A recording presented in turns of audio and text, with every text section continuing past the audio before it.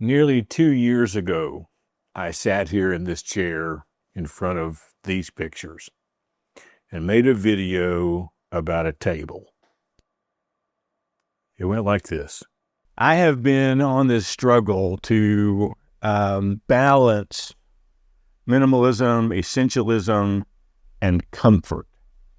And I think that this is one of the things that most of us maybe struggle with is if I want to create a more minimalist aesthetic in my home, do I have to get rid of things that I really love?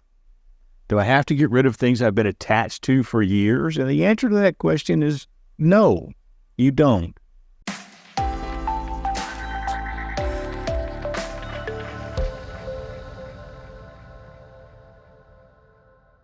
Two years later, this is still the burning question. I got a lot of questions in the comments on that particular video. I get the same questions now. And I get people who are saying exactly the same things for 2 years. Some of them are in favor of what I did, and some of them are not in favor of what I did. And I'll get to that in a minute. But it all came down to a table in the hallway. And as I was preparing to move out a treadmill, rather large treadmill, I had to move this table out of the hallway in order to get the treadmill out of the closet and out the door. And I've been walking by this table for forever. And I wasn't even noticing it anymore. It wasn't necessarily in the way. It was a beautiful table to me. It added weight to the picture that I had there in the hallway. But once I walked up and down the hallway without the table in it, I began to have some questions. And I think I can explain it best by taking you back to that video nearly 2 years ago. But as I looked at that hallway, I was suddenly, for the first time, faced with this decision that was a decision not as easy as so many others. I like that table. I like that lamp. I like that combination. I think it looks nice. It's my aesthetic. I think it looks nice. But I really like that open feel to the hallway once I moved it out of the way. And so I was left with this choice. Do I put it back? Do I get rid of it? And so I put it back for a couple of days, and then I took it back out for a couple of days. Then I put it back. Then I moved it out again. And I have to say, for me, I like the open space. That's not the move that everyone should make. It's not the move I'm telling you need to make.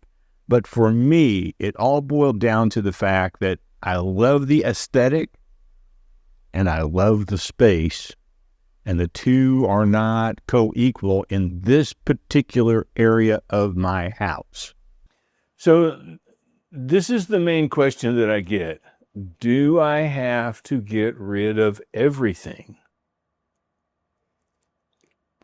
Can I be a minimalist and have a wall full of books on a bookshelf?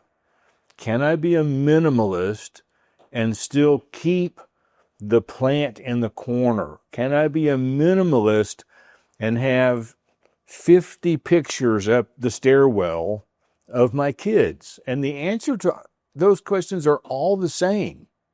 Yes, you can. Minimalism is not just about the aesthetic of your house. It isn't about walking into a bare room. It isn't about having 2 chairs instead of 5. It isn't about a corner nook breakfast table instead of a dining room table that seats 6. If those are the things that we are concentrating on, we are missing the mark.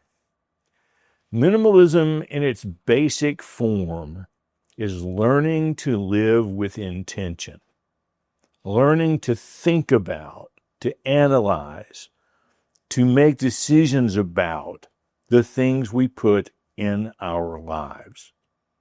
The people in our lives, the furniture in our lives, the apps on our phone, the streaming services that we subscribe to, the restaurants we go out to eat at. All of these things come down to making intentional decisions. And for me, it was a hard decision about this table, because I like the table. I like the look of the table. But like I said in the video almost 2 years ago, I also like the space. I like the open feeling. It isn't always cut and dried about how we make our decisions. If it was, minimalism would be the easiest thing in the world. But it's not. We struggle. We have to think.